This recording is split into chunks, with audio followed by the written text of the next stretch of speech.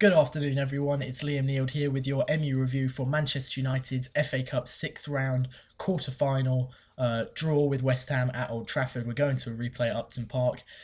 And yeah, all right, fair enough. Watched the game. We were much better than we were against Liverpool. Still not great. Slavan Bilic said in the post-match interview that we were all over the place, and I have to agree with him. As usual, he had some decent individual performances, some decent individual moments, but as a unit, as a team, I'm not convinced by us in the slightest. Whereas West Ham, they know what they're doing, they know what their jobs are, and ultimately, I think a draw was a fair result.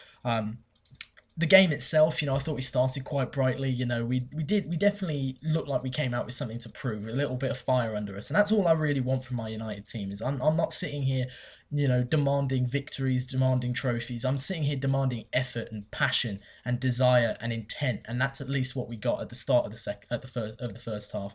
I was baffled by the team selection. Don't know why Marouane Fellaini was starting. I suppose it's because of the physical presence.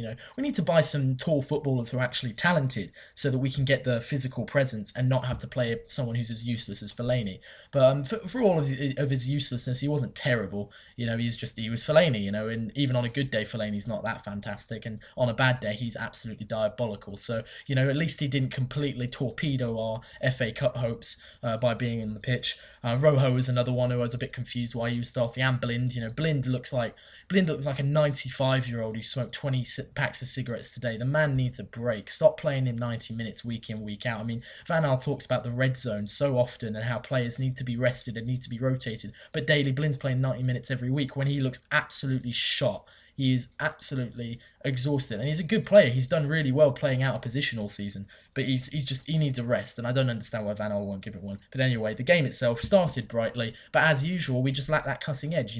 Ander Herrera had a few opportunities that he sort of hooked wide or blasted over the bar, and there was just a bit missing from that final product, as has been for most of the year. But like I said, desire, determination, passion. That's what I really wanted to see. And we held up decently well defensively. I thought West Ham could have taken the lead. I think it was Emmanuel Emenike, who broke through in like the first 5 minutes of the game and probably should have scored. And fair enough. They missed chances, we missed chances. Go in at 0-0 at half time. Game finally poised. Come out in the second half, and honestly, we just looked like we were a bit past it. It looked like the game was going through the motions, that we were heading towards what we usually head towards, which is a 1-0 home defeat or a 0-0. And it really looked like it was going to be a 1-0 home defeat, especially after Dimitri Payet, who had already been booked, got away with a blatant dive in the penalty area, and the referee didn't book him, and less than 3 minutes later, he wins a free kick for another questionable. I mean, it was a soft free kick at best, and at worst, it was another dive, and then he bangs it in. I mean, full credit to him. What a worldie of a free kick. That player is fantastic. By far, West Ham's best player for the season on the day and everything. But in my opinion, obviously, seeing it through red-tinted glasses, I think he should have been sent off for that foul or for that dive. I've never understood why referees seem to let yellow card offences go when players are on yellow cards. I mean, you look at Juan Mata against West Brom. He gets a stupid yellow card for the blocking the free kick. Yeah, it was a yellow card, but stupid on his behalf for getting it. 2 minutes later, he gets another bookable offence and he gets sent off. Fair enough. If you get two bookable offences, get sent off. But so many referees, and too often in all seasons and in all leagues, referees will hesitate before booking another bookable offence for a player who's on a yellow card because they don't want to send him off.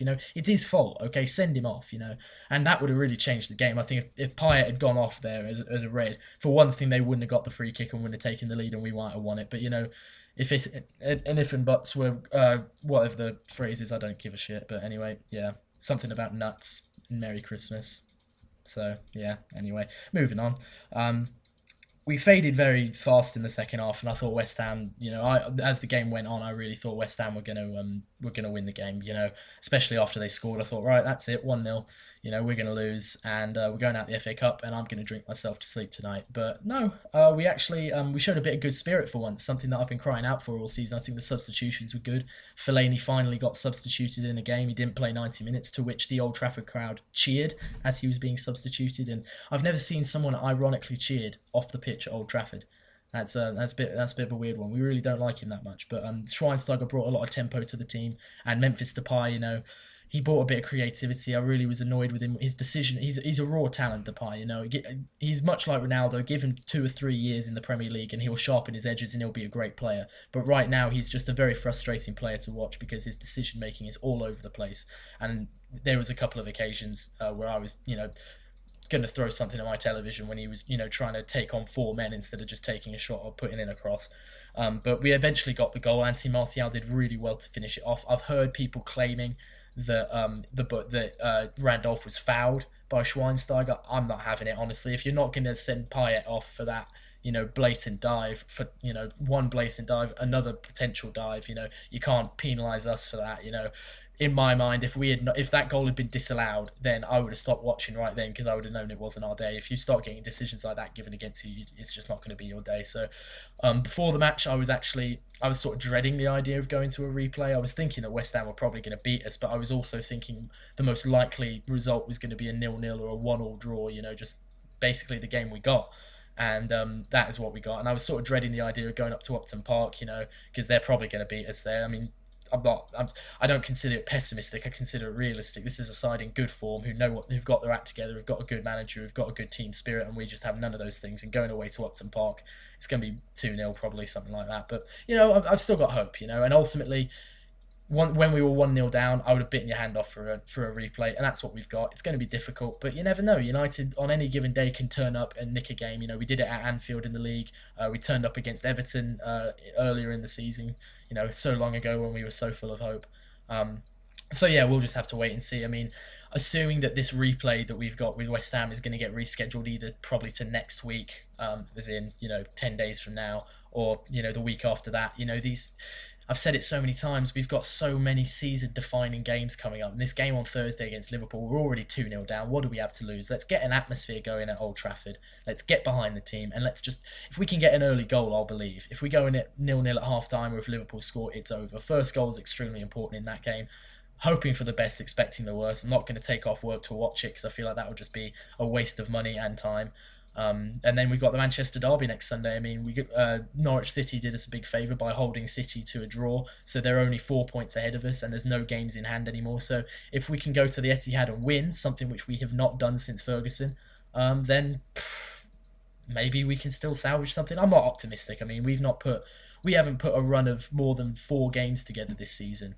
And you can't expect that to change now, just because it's all of a sudden crunch time. But anyway, man of the match, Anthony Martial. I thought, obviously, he got the goal. I thought he was lively throughout the game. He really showed a lot of passion, played for the badge today, so good on him.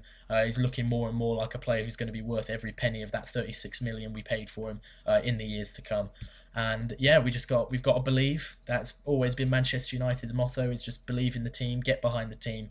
And I will always follow Manchester United. So back on Thursday, after we most likely get knocked out of the Europa League. So yeah, we'll wait and see. Come on United, let's go.